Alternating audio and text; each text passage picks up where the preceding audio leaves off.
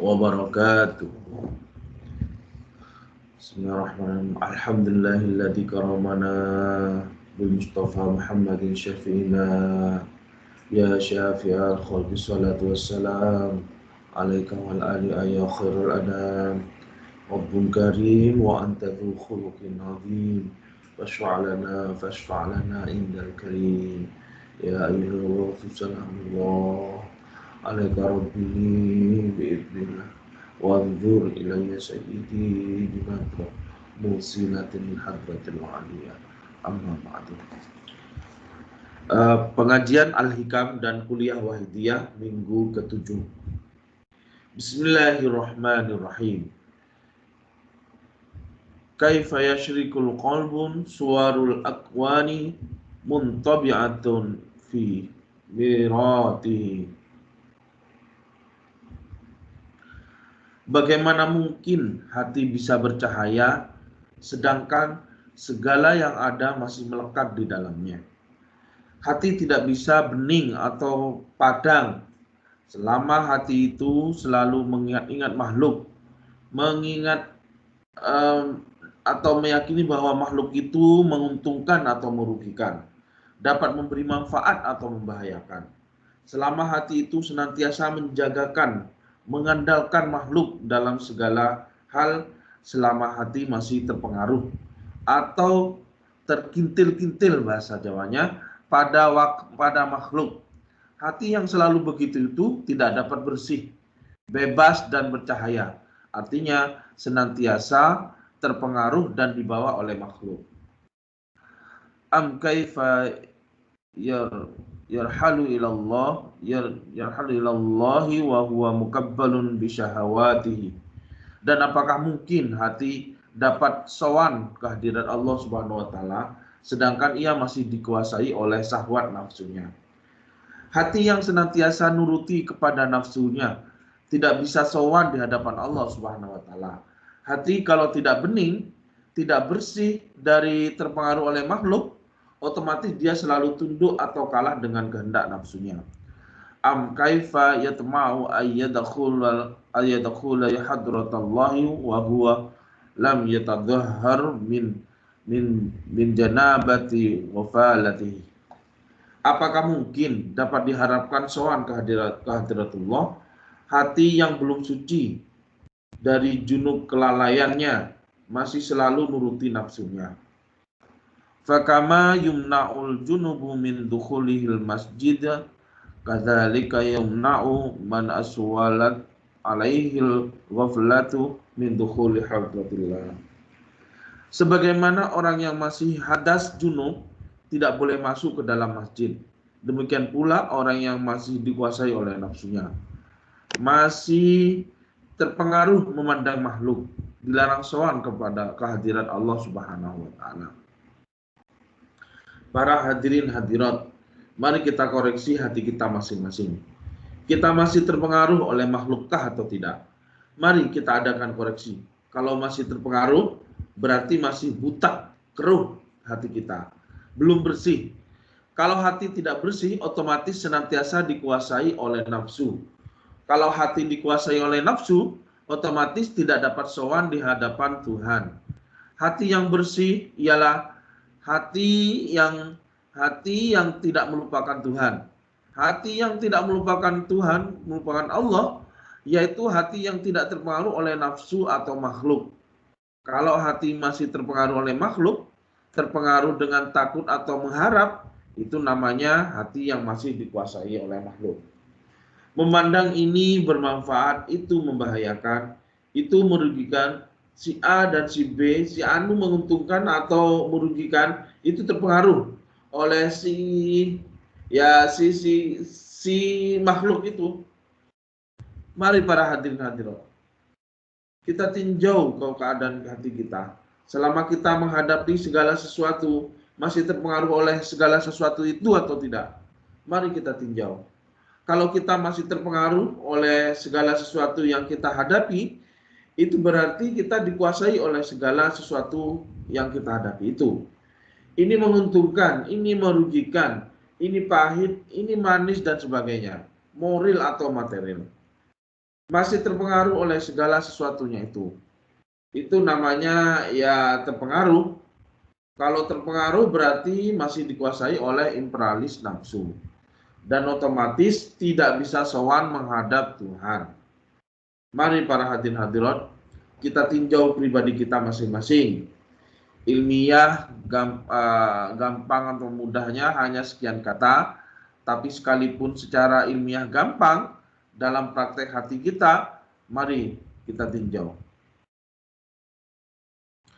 Ketika kita merasakan pahit atau manis, ketika mengalami untung atau rugi, mengalami senang, gembira, susah atau sedih, mengalami takut atau berani, mengalami ya segala keadaan yang kita alami, lahiriah atau batiniah, ke dalam atau keluar, model atau material, itu sudah senantiasa billahkah atau tidak? Mari kita koreksi. Kalau beriktikad atau merasa bahwa segala sesuatu itu tadi tadurru wa tanfa'u, membahayakan atau memberi manfaat, itu berarti tidak ada kesadaran billah.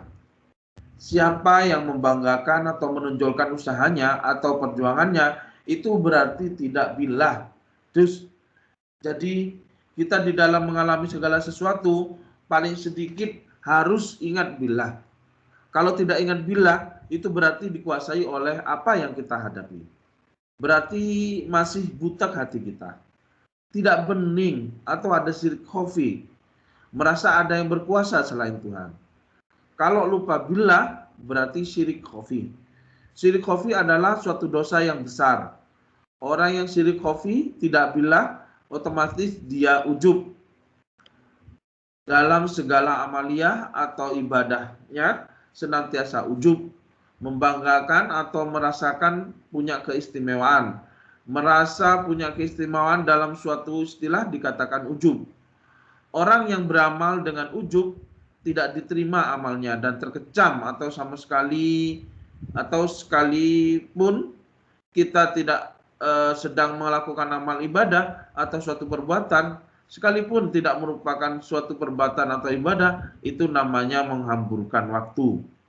Menghambur-hamburkan sesuatu kesempatan untuk hal-hal yang tidak diperkenankan. Atau istilah lain tidak mensyukuri kepada nikmat Tuhan. Dia tidak menyadari bahwa mendapat nikmat berupa dapat berbuat. Berarti dia menyalahgunakan nikmat. Bertumpuk-tumpuk negatif atau kesalahannya. Dari itu para hadirin hadirat, mari kita koreksi keadaan kita. Sudah senantiasa tepatkah atau belum? Itu perlu adanya koreksi atau peninjauan kembali. Kalau belum tepat, mari kita tepatkan. Mari sama-sama bertobat. Yang sudah tepat, mari terus kita tingkatkan sedapat mungkin. Dus jati kita, hati yang butak, yaitu hati yang masih terpengaruh oleh suasana atau makhluk. Al-aqwan, segala yang ada atau makhluk. Terpengaruh takut, terpengaruh cinta, terpengaruh mengharap atau khawatir. Itu berarti hati yang masih butak atau gelap. Berarti masih dikuasai oleh nafsu.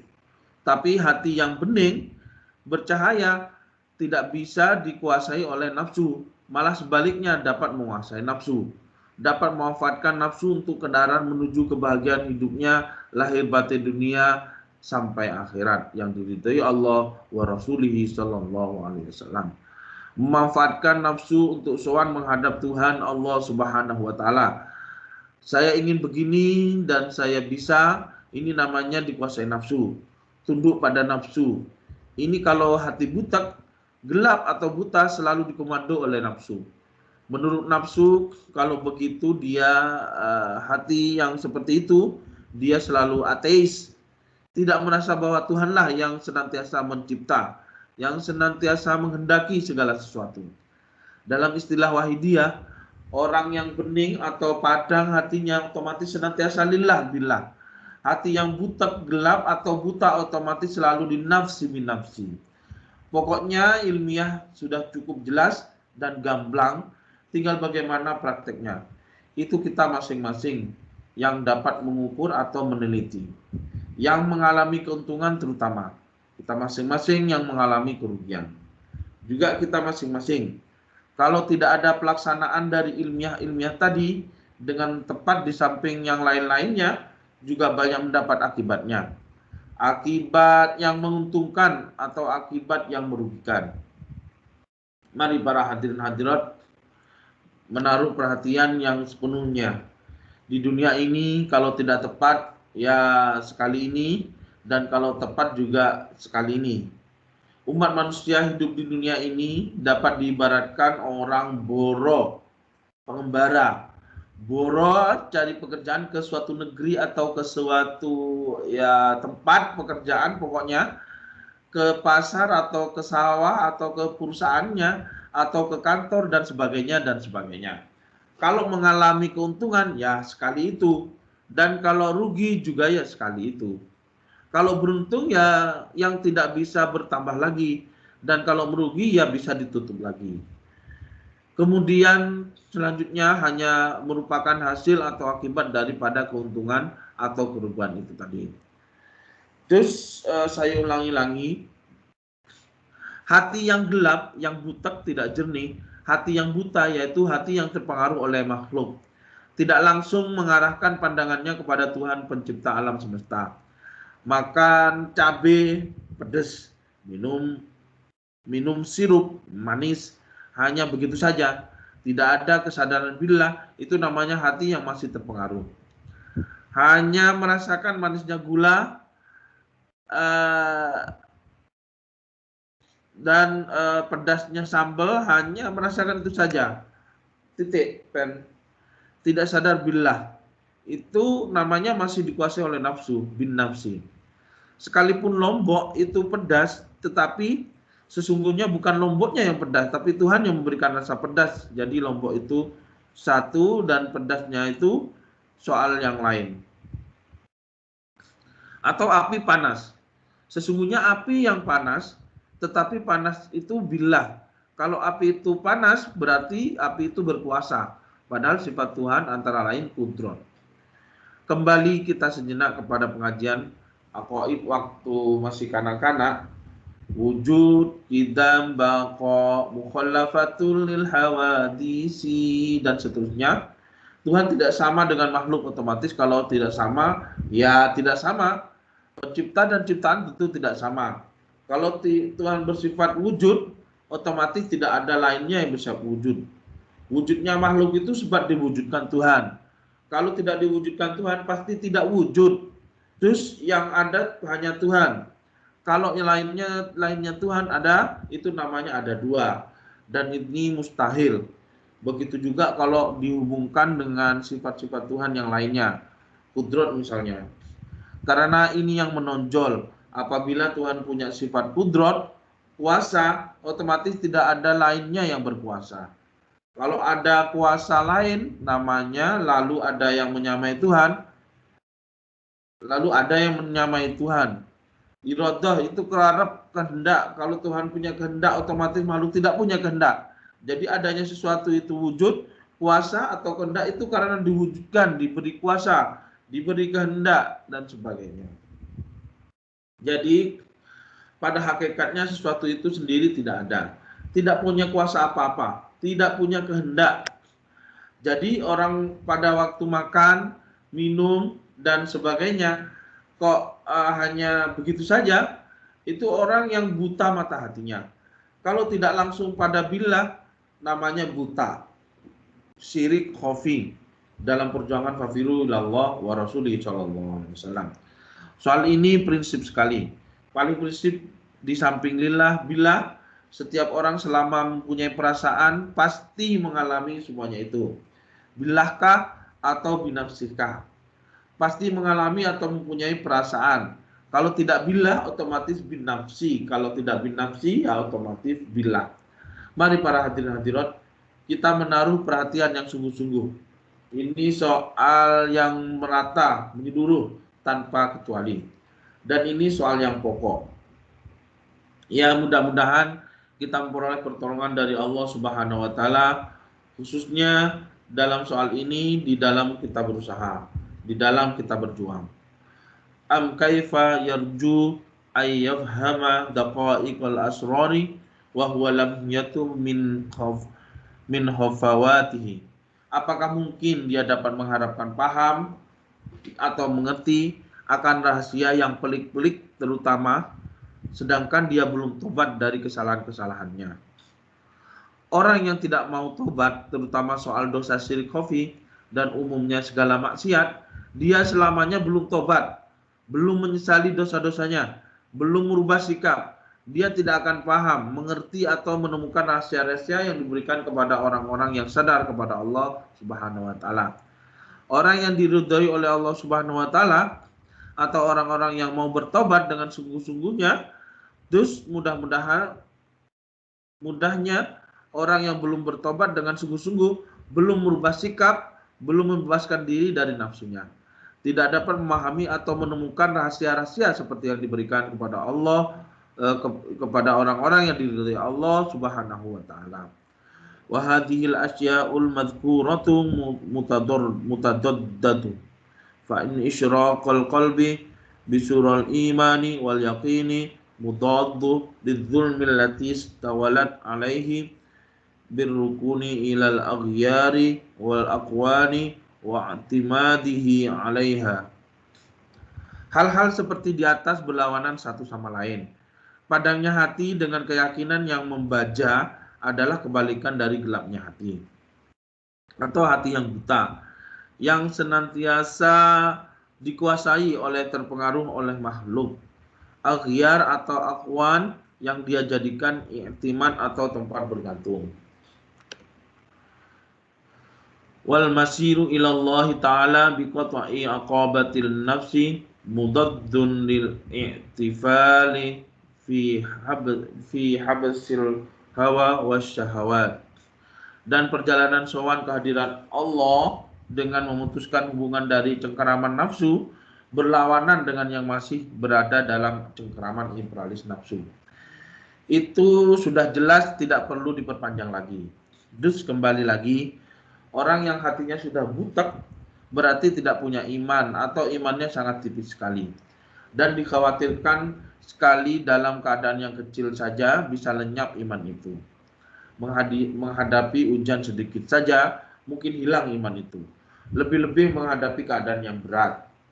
Orang yang hatinya bening, padang, senantiasa sowan di hadapan Allah wa Rasulihi sallallahu alaihi wasallam. Sebaliknya orang yang mata hatinya gelap, dia selalu menjauhkan diri dari Tuhan, senantiasa lupa pada Tuhan, senantiasa linafsi bin nafsi, istilah jauh dan dekat. Orang yang senantiasa sadar, senantiasa ingat kepada Tuhan, itu berarti dia dekat dengan Tuhan. Tapi kalau banyak lupa, selalu linafsi bin nafsi, berarti dia jauh dari Tuhan. Dalam buku Kuliah Wahidiyah disebutkan kalau tidak salah, ma kunta fi fa anta fi mahallil quru wa ma kunta bika fa anta fi mahallis su'di fahtaru li nafsik. Selama engkau merasa sebab aku Tuhan, billah, maka engkau dalam posisi yang dekat dengan aku, Tuhan. Sebaliknya engkau merasa bika dengan nafsumu, maka engkau dalam keadaan yang jauh dari aku. Terserah, pilih yang mana buat pribadimu.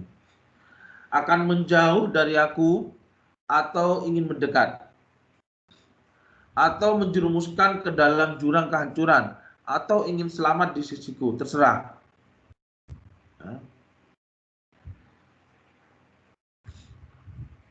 Gak ulangin, selama engkau merasa sebab aku, Tuhan bilang, maka engkau dalam posisi dekat dengan aku, Tuhan. Sebaliknya, kalau engkau merasa bika dengan nafsumu, maka engkau dalam keadaan jauh dari aku. Terserah, pilih yang mana buat pribadimu. Akan menjauh dari aku, Tuhan, atau makin dekat. Akan menjerumus ke dalam jurang kehancuran, atau ingin selamat di sisiku. Terserah.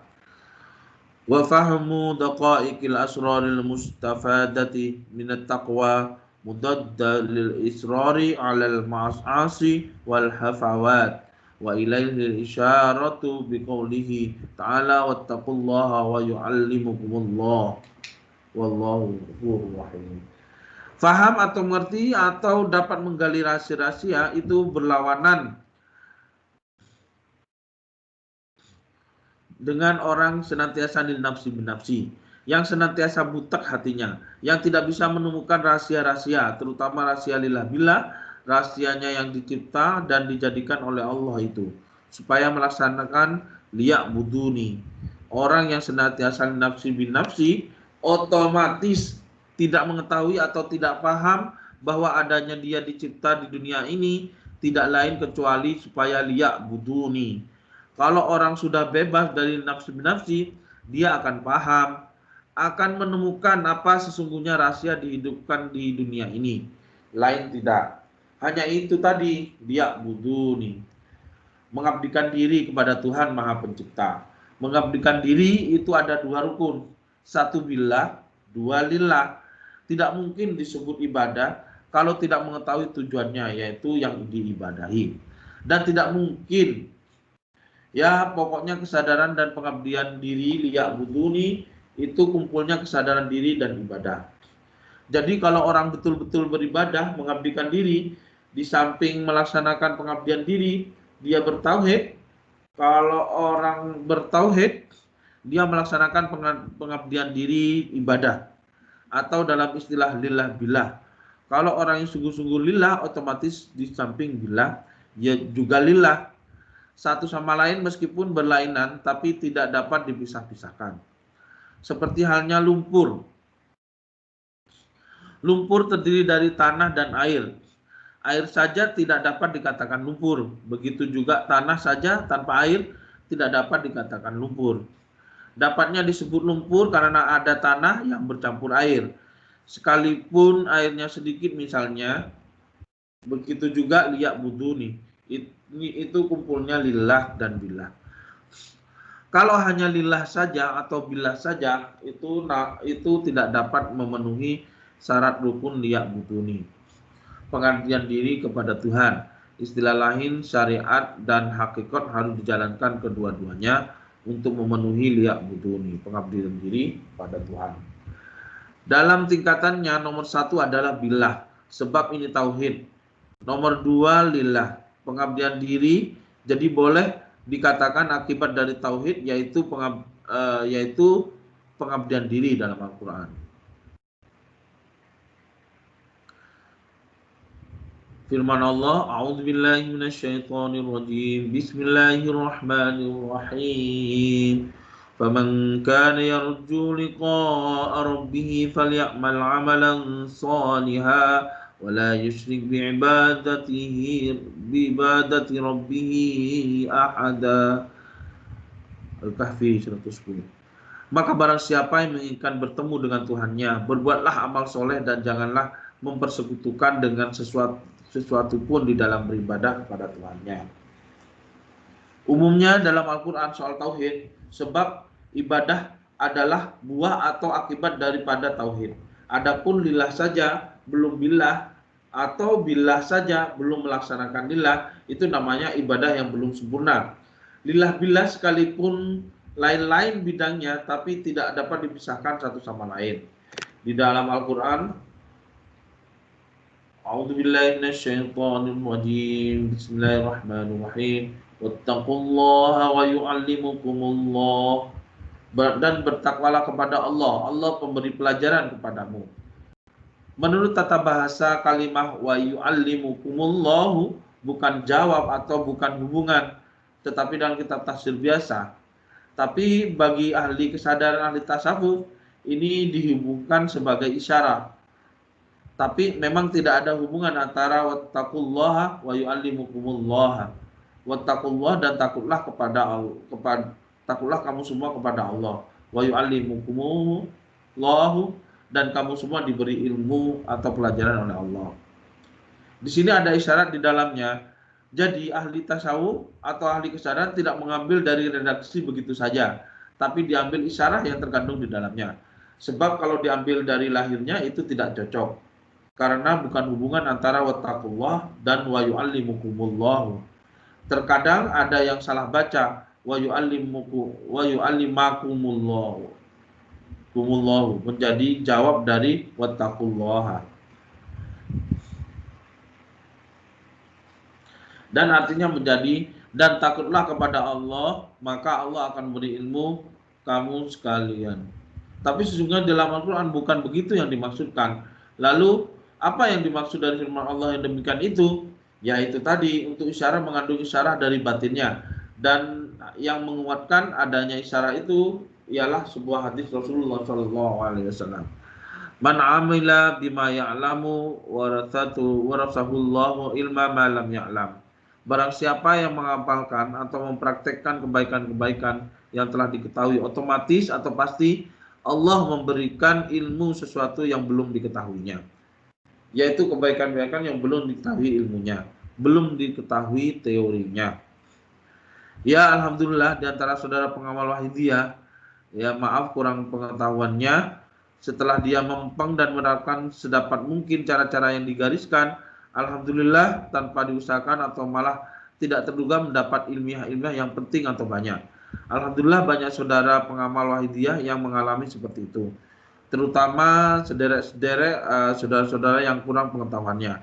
Setelah mempeng, bersungguh-sungguh, mujahadah dan usaha-usaha menerapkan ajaran-ajaran Wahidiyah, alhamdulillah diparingi ilmu-ilmu yang sangat berharga, terutama pengalaman-pengalaman yang berhubungan dengan kesadaran kepada Allah wa Rasulih SAW, yang di luar perhitungan atau di luar usaha, ta'allum atau belajar atau mengaji.